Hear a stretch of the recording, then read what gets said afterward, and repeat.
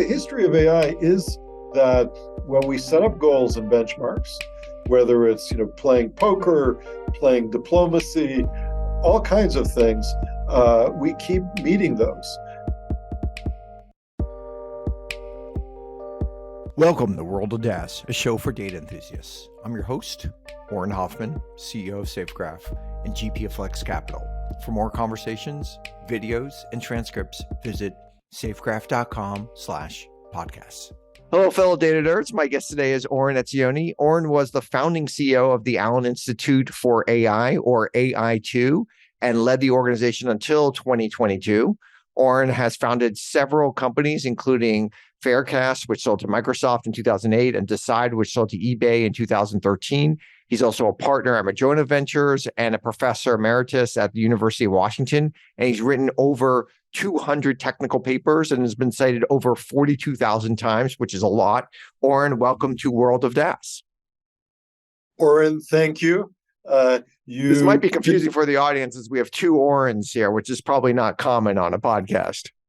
I don't know if it's ever happened before.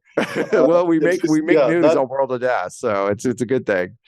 Now, you wrote this really great article in 2020 called "How to Know If Artificial Intelligence is About to Destroy Civilization," where you laid out what you saw as canaries in the coal mine for the emergence of artificial general intelligence. Can you break down what those canaries are and how far we are at reaching them?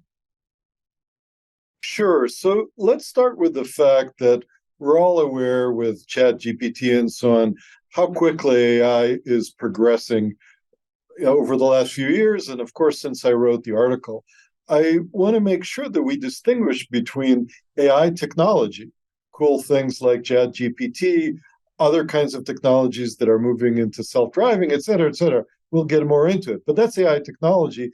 And then there's foundational AI research where we ask, what does it take to build human-level intelligence, AGI, artificial general intelligence? And those are quite different things. I don't think anybody, even the folks at OpenAI, believe that ChatGPT is the basis for AGI. They say it's quite limited. So if that's the case, we have a lot of things to think about. Impact of AI on jobs, on privacy, positive impacts. How does it help us find better vaccines? Again, we can get into a lot of details there. But I argued that there's one thing that we shouldn't worry too much about, and unfortunately, a lot of people are, and that's AI taking over the world. This existential doom of we're going to wake up one day and we're not even living in the Terminator, right? Because the Terminator was just one robot, was sent back in time. Right? But we're talking about something like transcendence, when suddenly AI is everywhere, it controls everything, and maybe it'll keep us as pets. That, I think, is rather. And why do you think that is overblown? Because a lot of very smart people have said this is one of the more important threats that we should be thinking about. Well, I think conceptually it is an important thing. And you have people like the late Stephen Hawking, right, who made that point. But this is a guy who's used to thinking about the beginning of the universe, right, the Big Bang. And now he's talking about this. And it's like, well, if I'm off by 1,000 years, that's a rounding error. Yeah. Right? The question is, I'm an empiricist. I'm a data-driven empirical computer scientist. And I ask, what is the data that would suggest to us that something like that is imminent, coming in the next 10 to 20 years? Prognosticating beyond 20 years is really something for philosophers and scientific writers. So when we get to the data, and this was my point, we see that there is no data that supports that conclusion. And we can talk about specifics, but that's my contention. So then I said, okay, but what if I'm asleep at the wheel, right? I worry about other stuff like making my mortgage payments, and all of a sudden AI creeps up on us and it can improve suddenly. So that's why I defined this idea of canaries in the coal mine, right? So these are things that alert miners, right? These birds that suddenly oxygen is low because the birds can. So what are the canaries in the coal mine? I said, if we have AI systems that can achieve certain capabilities way beyond what we have today, including, by the way, ChatGPT and GPT-4, then we should start thinking about this a lot more concretely and seriously. Not a matter of philosophy, but a matter of policy. What do we do about it over the coming So decade? what would like AI, how would a layman know that we've reached some of these canaries? Well, a huge one has to do with AI formulating its own problems. So if you think about GPT, which I keep referring to because everybody is these days, right? Everyone's used it. Framing the conversation, you're still the one asking the questions, right? Pablo Picasso had a great line. He said, computers are useless. They just answer questions. Now, I wouldn't say that computers are useless, far from it, but the fact remains that we are the ones who pose the questions. We are the ones who define the goals. We are the ones who formulate the problem. In some sense, the AI system only does the last mile of making some of these massive calculations. So even with GPT, who built GPT? Who set up the objective function for it? Who did all the careful, judicious choices that led us to have this marvelous technology? People. If AI is so great, if we are so close to AGI, why didn't AI build ChatGPT? Got it. So it's almost like it's helping you get to where you already know where you want to go. Just like a GPS system would help me get to where I want to go better. Sure, but to be clear, it's a little bit more than that. I think that's a great metaphor to sharpen one point. With a GPS, you know where you want to go, and you specify a particular destination. Sometimes I don't know where I want to go. I wanted to discover something, but I still say abstractly. So it's kind of like a GPS system that can also say, "Hey, take me to a great sushi restaurant in downtown San Francisco and make sure there's availability." By the way, we don't have an AI system yet that does that.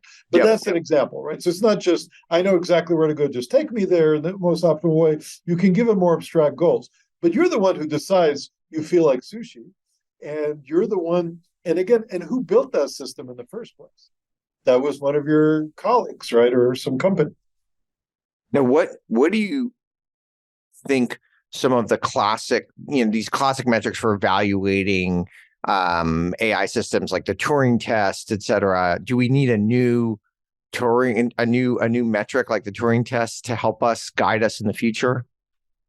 So the Turing test is really a fascinating topic and something that's really changed over the last few months. So again, let me give a quick history lesson just to catch people up, right? The Turing test was defined by famous computer scientist Alan Turing in the 50s as a very smart idea of how do we tell when we've achieved intelligence when we're conversing over some medium like the internet or text messages with somebody, and we can't tell whether that's a person or, of course, I know you know this, Oren, but maybe in the university, right? I was a professor for many years. We like to say we're going to start with a little review. So that's great. Is if you can't tell if it's a person or a machine, then that machine has passed the Turing test. It can imitate a person.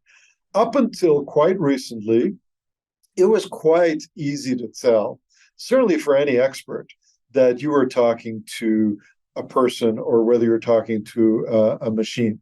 That is no longer the case. So I've spent way too much time conversing, if you will, with ChatGPT, probing it, trying to get it to change its mind on topics, trying to get it to explain its reasoning.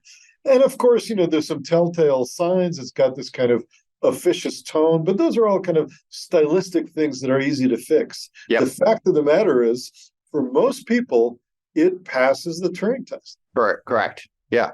So what do we need a new thing, or is it just like past its prime? Yeah.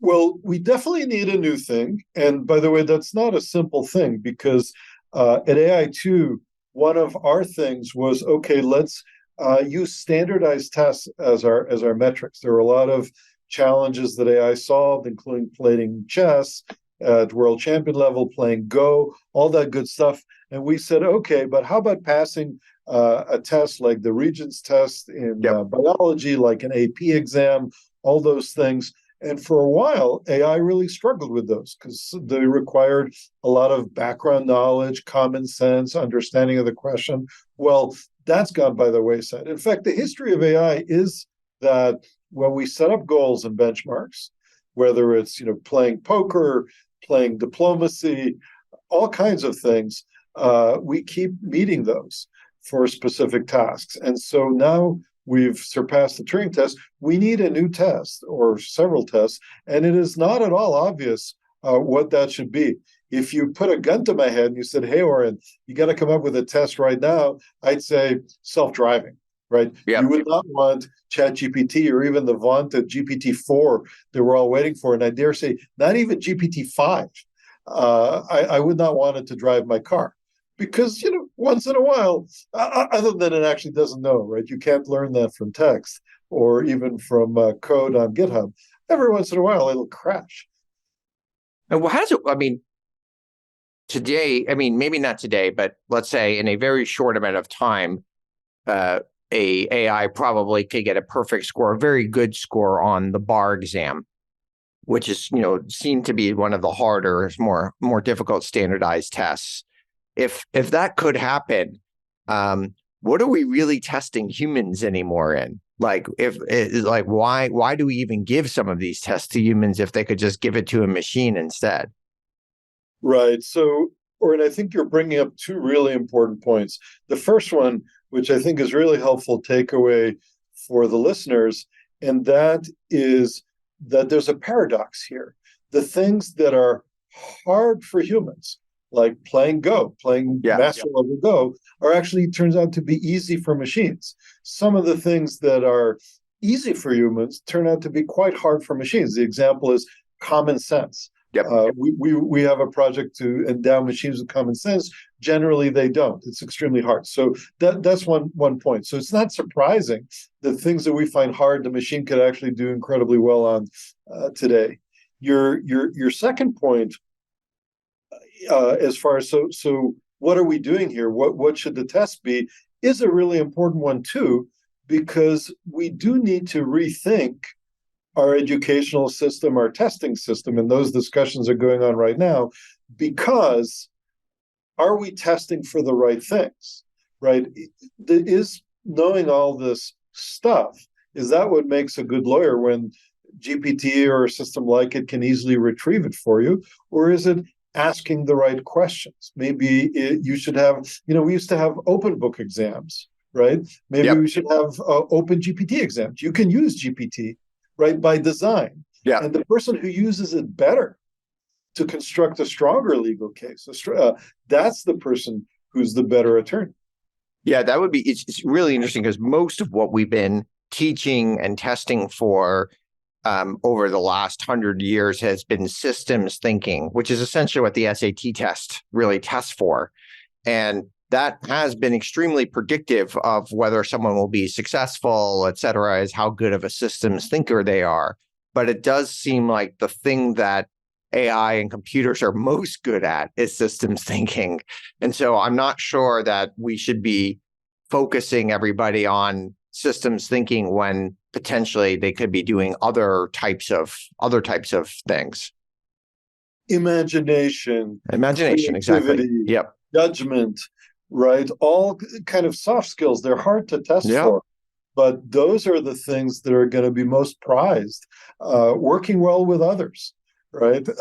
All these things that are going to be most prized when computers can do a bunch of basics for us. No, it is hard to predict, though, because if you had asked me 5 years ago, even like where I think maybe a young person should focus on, that would be, good anti-AI strategy, I would have said art. But then recently we've seen this like beautiful generative art that has come out. And so I think it is hard to make a prediction as to how people should focus their time. I do think it's hard to make a prediction about professions, but it's not hard to give sound advice. Like, the line, you're not going to be replaced by a machine, but you might be replaced by somebody who knows how to use the machine better. Yep. So who are the artists that are going to thrive in this day and age? Maybe the ones who know how to use these new media to great effect. So that creative background is probably still incredibly important. And if they could use the tools to help them, that's really interesting. Now, what could really help accelerate AI? Is it new types of data that will help us there? Is it access to more compute? Is it the fundamental research that we need? Like, what do we need to really get AI to take the next level? Well, that's a topic of a lot of debate right now because the picture has changed. What we've seen typically with data sets is some kind of declining marginal utility, right? You have 50% more data, but you only get 20% more benefit, right? Yep. And then you have more data and you only get 10% more benefit, et cetera, et cetera. But in fact, we've seen such great improvements, qualitative and quantitative, from feeding more data from feeding more data into these models that's kind of changed the equation. So certainly it's somewhat linear. If you look at data in a logarithmic curve, it does seem it's fairly linear into how the data has improved these models. Sure, well, linear in a logarithmic curve is exponential. That's right. Yeah. In another way. So one way or another, it's quite explosive. And so some people, and they're called scaling maximalists, have gotten to the point, say, just more data, more compute, mission accomplished. I think, as some other people do, that there's still very important limitations to the capabilities of these systems. Again, tremendous technologies. We're going to find great uses for them, but it's not just about more data and more compute. And of course, an obvious one has to do with cost. So these are really quite expensive, and the expense per answer limits the applicability of this. So if we could figure out how to do the training more efficiently, how to do the runtime behavior, what's called inference, more efficiently, and we are. I think that the costs, the unit economics are going to be dropping sharply. Do we have a sense of, like, obviously there's these fixed costs for like a chat GPT, but are the variable costs are also relatively high? Do we have a sense of, like, for the average question, how much it costs to answer that? I have to look up. There are definitely estimates. The number that comes into my head is for something like, I don't know, was 20 cents, that estimate that I saw. So that's really high. Yeah, that is really high. I think that's probably too high, but in a sense, it doesn't matter because that's also moving quickly. So let's say it was 20 cents a little while ago. It'll be 2 cents in the future. Right. So the question is, what's the relative fixed point of that, right, when it gets harder to drive the cost down? Right now, everybody's focusing on time to market, and as a result, that's less of an issue. But as people use it more, then the driving the cost down will become a huge priority as well. Reid Hoffman has said that we need to think about training AI to optimize for cooperation rather than just training it on more adversarial games and environments like Go and poker. How do you think about that?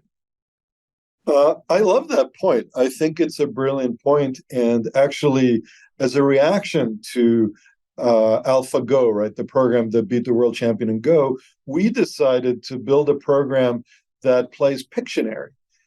This is several years ago, and it's still, I think, up and running. It's called the Iconery. So if people want to play with it, it's kind of fun. And the idea was that Pictionary is a cooperative game. It involves language and symbols and you have to help your partner guess it appropriately. You may even have the sense of who your partner is. Exactly. Because you may draw it in that way. Yep. So the reason for studying it is not because Pictionary is such an important problem for humanity, but because we're interested in exploring exactly this point about cooperation. So I think that is a very important direction. And if you think for a second about ChatGPT, the fact that it's been tuned on people's feedback, well, that tuning is tuning it to cooperate better, right? Because people are saying, here, this is what works for me. Not in some abstract mathematical sense, but here's how you can have a better conversation with humans. Now you're also very big proponent of the ability to crawl the web. There's a lot of amazing data on the web, and the more we crawl, the more we can mine it, the better we can have access to the world's data. And you've been particularly interested in some of these cases, like where LinkedIn sued HiQ over web scraping. How do you think we should kind of build a framework for regulating the ability to crawl? Right. So this is a complex topic, obviously, but I would say here are a few fundamental observations. First of all, crawling is generally good for consumers, right? If we didn't have crawling, we wouldn't have Google, we wouldn't Right. have ChatGPT, et cetera, et cetera. So clearly, in broad strokes, it's good. It's often the case that proprietary owners of data have an issue with it, right? And one does need to strike a balance because, of course, if they've worked hard to collect that data, to curate that data, they need appropriate incentives in place too. So I think that there is definitely a balance here, and one does need to think about compensation schemes, right? How does the owner of the data get appropriately compensated for its use? I mean, So how is that that even possible with a chat GPT? It's like we don't even know necessarily where each thing came from, and it could be derivatives of derivatives of derivatives. So is it even possible to build a compensation model? Well, we need to first start with the observation that you should be able to have, right? Back in the day, there was a robots.txt file. It still Correct. exists. Yep. Robots shouldn't come. So, and again, it's kind of a tricky thing, right? Because Google made it as they said, hey, sure, if you put your robots.txt, we'll respect that, but then you also won't be listed on Google. So they Yep. kind of use their market position to strong arm people to make their content available. But you should be able to specify, I don't want to be crawled, or you can say, I want to be crawled, but I don't want this to be used for training. So I think that is an important distinction to make. And secondly, I think we also need to distinguish when you do the crawling, are you putting the source that you crawled out of business, right? So if you think of Quora or Getty Images, right, Yep. which recently had a lawsuit filed, right? It's a real problem for them what's happening because soon you won't need those sources, as you said. And in that case, I think they ought to be compensated. Now, the mechanics of how you do that is complicated, but I think it's doable. But we first need to decide because we're far from having made that policy and legal and regulatory decision that the sources of training data for AI under certain circumstances ought to be compensated. One of the things that if you do crawl someone's site, you do have to respect it as well. You don't want your crawl to take them a lot of their compute resources. So you might want to crawl it when they have when they don't have a lot of other people visiting, like maybe in the wee hours of the night, and you want to crawl it in a very respectful way where you're not doing maybe adversarial attacks on them to crawl, so there's some sort of high level of respect that you need to have if you're crawling someone's page as well. Certainly, and those things again, Google and web crawlers have actually worked through those issues. So people have restrictions, not just crawl or do not crawl, but don't crawl this section of my site, don't crawl certain areas, limit your rate, like you said, to sending me a request every so often, et cetera, et cetera. It's all doable. But the thing that's really tricky here is, let's say I'm an artist and I have my paintings online. And this technology is so good at looking at, 100 of my paintings, and now it can imitate my style. And Totally. it can produce the pictures faster, cheaper, and maybe even more creatively. And the program can then mix my style with Van Gogh's, which has never been done before. It's incredibly cool. What does that do to me? So yeah, you crawled my site respectfully. You did it at 2 a.m. You only did it once, right? Because it's not like it changes that much. But now my arts career, my painting career is over. There's some real issues here. Yeah, I just think it's going to be incredibly hard. I mean, you mentioned like Quora and Stack Overflow. Like I think it's very hard to build the compensation models. I think if it's directly based on like you, the artist, and we're gonna make something that is in your style, I think it's a lot easier to come up with a model. We're gonna give you a song in the style of Taylor Swift or something. It's a little bit easier to figure out how to compensate the artist. But if it's just general questions and stuff, I think it's going to be a lot harder because I don't even know if we'll know where, what the weight is of what came to what to answer those things. And even if we do know, my guess is the weights are quite small. It's like this, all this data from these 5, sites contributed 0.1% to the answer or something. That's exactly right. Both statements are true, right? Because it's that data, let's say all the questions on Quora are grist for a mill, right? It's very hard to tell where exactly did the seeds come from when I had a loaf of bread, right? It all got mixed up. And secondly, even if you could tell, you'd find, gosh, did I really need, right? You can imagine doing kind of a controlled experiment. Okay, run your thing without Quora. How much worse is it? And the answer is, well, in some small cases, it'll be a lot worse. But most of the time, similar answers are somewhere else. Yeah. Interesting. Have you changed your own personal habits since ChatGPT have come out? Are you using it more for, just technical questions? Are you using it more for other types of things? How have you just in your everyday life changed? I wouldn't say that I personally am actively using it as a productivity tool. It's changed my life because I'm endlessly playing with it, thinking about it, conversing with people about uses of it. And I'm constantly learning about new unanticipated uses. So sure, we all think, okay, it's going to help our writing. We all know it might have a huge impact on search. But recently I saw somebody that was advocating if you want to practice, let's say you want to practice a skill, like learn to be a better negotiator, and you need some role-playing partner. Here's a great role-playing partner, ChatGPT. Just in your prompts, set up a conversation, and then with endless patience at 2:00 in the morning, engage with you. Another wonderful example is there's a company that spun out of our incubator called Udly, which is an automated speech coach. It's free, it's available anytime, and it gives you feedback on the mechanics of your speech and use a lot of filler words. Yeah, it's very, very cool. But now I might feel too self-conscious actually to put my speech in there.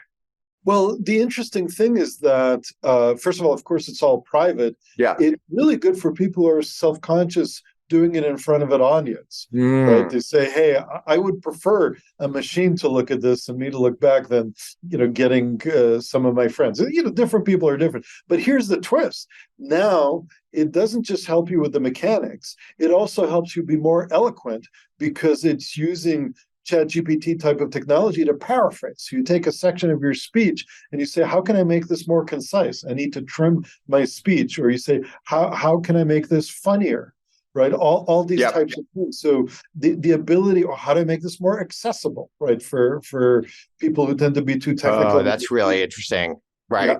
So you could even see how these things could be put inside of like a Grammarly or these other types of products to help you write better or speak better, et cetera. That's really, really cool.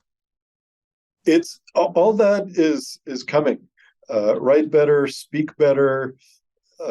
Look better, right? There's, Lenza is another wild one, which I have nothing to do with, but I had to try, right? You upload some pictures and it makes you look good. Who doesn't want to look good? Yeah, it's really cool.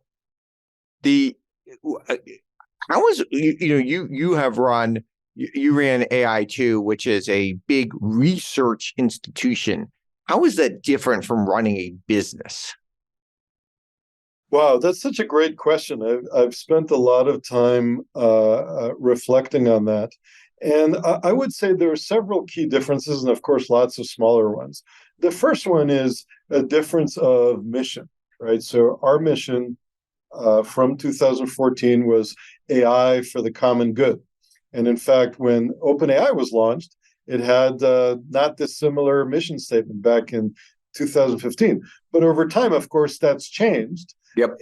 It's become more focused on a very high cost enterprise, and they needed to raise billions of dollars and provide a return to investors and so on. So I don't begrudge them their thing, but I would say the first difference is mission.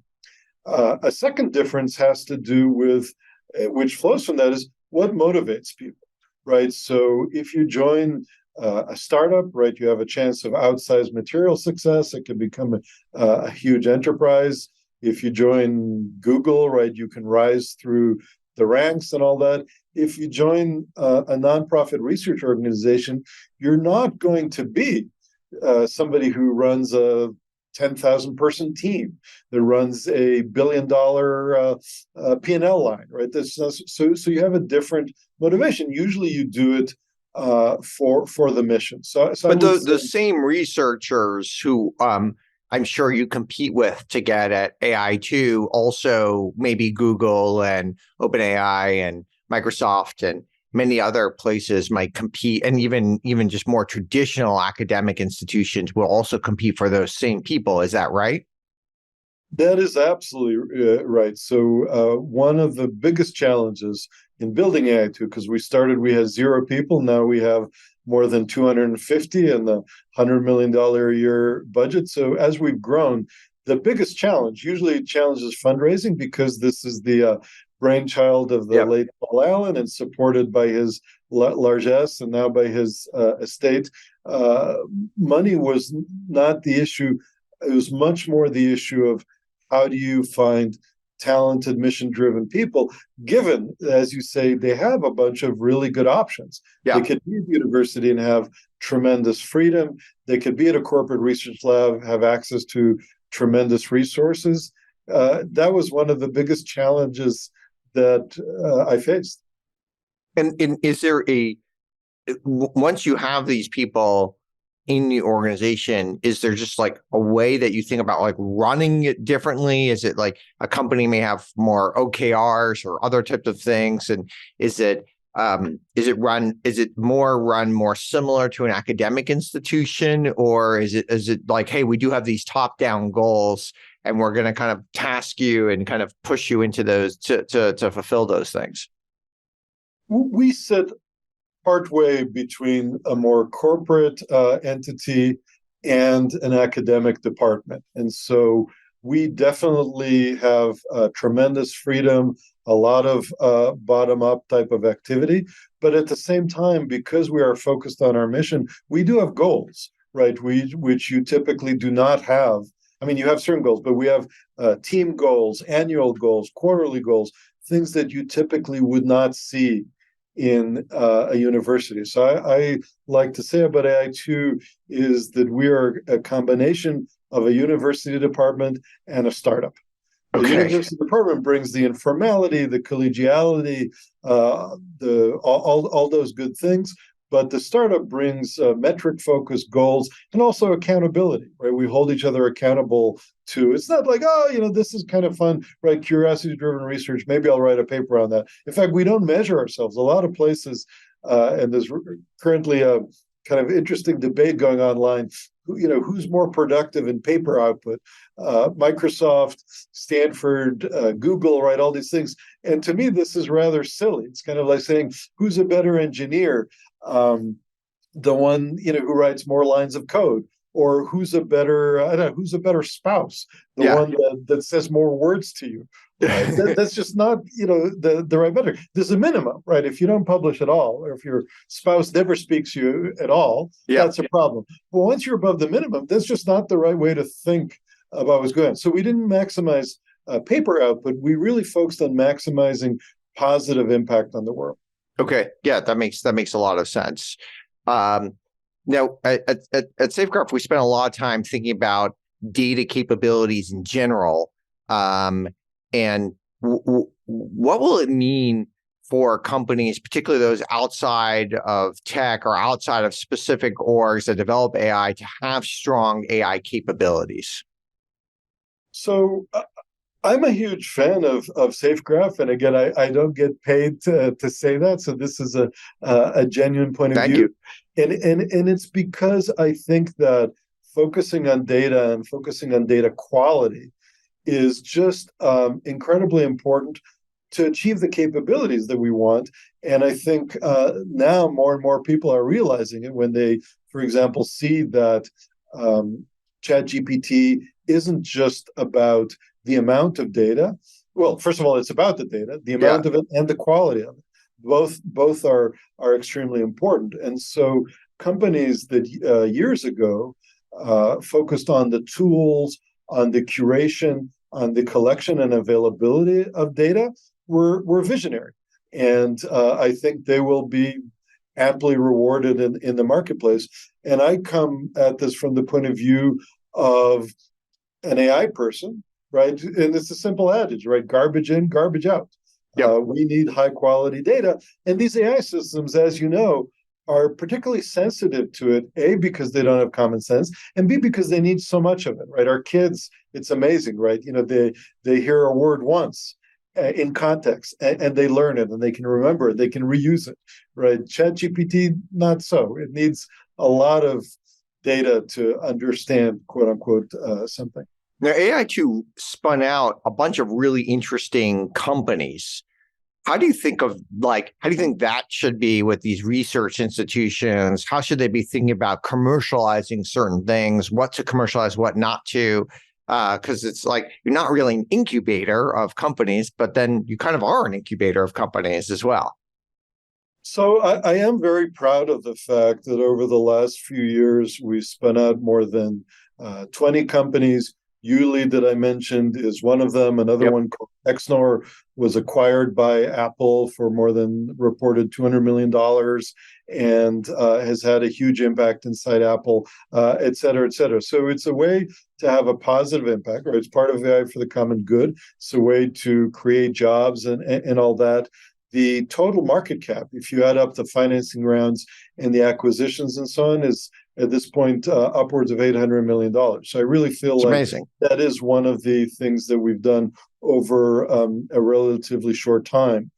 To answer your question, like how does this fit with a nonprofit research institute? I say it fits great.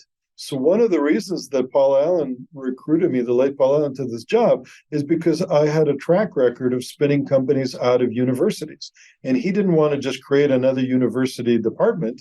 He, as an entrepreneur himself, a much greater entrepreneur than me, right, wanted to see that kind of activity.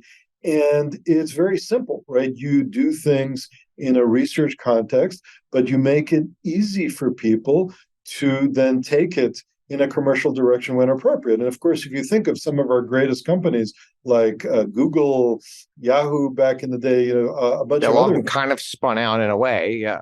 Yeah, no, very much right. The origin of the research. We actually take this a step further, and this also goes back to your point, oh gosh, what's the difference between a corporate research lab and a place like AI2? AI2 is very open. In some ways, we're more open than a university because we worry less about IP. Universities have somehow gotten very jealous of their intellectual property for, I don't think that's a good decision. We're very open. We have collaborators. We have students and interns coming in. Code can transfer. We take the default that everything is open. Everything's going to be open source, and it's fine. When there's something that we see has commercial capability, and we see that we have entrepreneurs that want to take it further, then we adopt a different stance. Then we would shift it into the incubator and so on. So you can exist effectively like university in a very open fashion and only move into this more commercial mode, more proprietary mode when necessary. And I think that's actually a win-win. I think that creates a better research environment. And I think that better research can then lead to very strong outcomes. It's very rare that, gosh, that paper that you wrote, oh my God, you shouldn't have published that. Yeah. Because, right. And Google, right, started from, the PageRank algorithm, which was published, right? But there's so much more to Google, even back in the day, not now, but even 2 years later than that paper, somebody reading the paper did not have access to the crown jewels. Okay, this has been great. A couple more personal questions. Your father is a renowned sociologist and ethicist. Like, how has his work influenced your career? My father's been really influential in my career in at least two ways. One is he is a huge champion of what he calls, and other people call, being a public intellectual. So not sitting in the ivory tower and dealing with very abstruse questions, but asking the question, how does the work I do impact society? And getting in the arena. Exactly. And having those conversations, with lawmakers, writing more popular pieces, so he used to write op-eds for the New York Times. I've had that privilege. He's testified before Congress. He's done more of that. He's in his 90s, but I certainly learned a lot from him. The second and perhaps even more important thing that I learned from him is we as engineers love to ask the detailed minutia questions. Okay, what open source license should I use here, and what revision policy? And those are essential, right? Otherwise you can't build stuff. But he always encouraged me to ask the big questions. What does this mean, right? So what is the most fundamental question to think about in this context, even if it's a technical question? And so I've always kept my eye on the prize, if you will, on asking the most fundamental questions. And I think that's been very productive for me. Okay, last question we ask all of our guests. What conventional wisdom or advice do you think is generally bad advice? Well, let me be very contrarian here for fun. All right, let's do it. I think there's kind of a mindset that I see more and more around young people as like, don't work too hard, have a balanced existence, take care of yourself. And of course, that's true. I'm not saying, don't take care of yourself, forget exercise, just work 20 hours a day. But I'm saying that you should optimize that function of having balance in your life and all that over a longer period of time. So there are periods where you ought to be working your butt off. And there are projects where it makes sense to say, okay, for a while here, maybe I won't be so balanced. Yeah, I'll sacrifice my health or something like that because I'm so interested in this particular thing. Yeah, I mean, not to an extreme that's irreversible, but I'm just saying that actually you should have those things, but over a broader scale. And there are times where dedicating yourself to a mission, if it's worthwhile, is one of the greatest things you can do. So I would say get into adventures. It also might actually be good for your long-term health to feel like you're part of a bigger thing than yourself. Especially for your long-term psychological health. Exactly. Yeah. Right. So I would just say to people, question the conventional wisdom and find your own path as opposed to just do what everybody else is doing. And it is amazing to me the power of herd mentality, even in academia, even with a bunch of smart people in the world of technology. There's too much herd mentality. So think for yourself, dedicate yourself to something important, and then, take a break, take a sabbatical. Yeah, one thing I think is even when people have something that they want to optimize for, let's say it's happiness or health, they sometimes do the opposite of their long-term happiness or long-term health. Unintended consequences are huge. And I love to collect examples of when we do something and we think it has that effect and it has the opposite effect. So very true. All right, this has been great. Thank you, Oren Etzioni, for joining us on World of DaaS. I follow you at Etzioni on Twitter. I encourage our listeners to engage with you there. Thank you so much. Well, thank you, Auren Hoffman. It's been a real pleasure. And Oren to Oren, keep up the great work. We're going to do more Orens on World of DaaS. This is great. Thank you.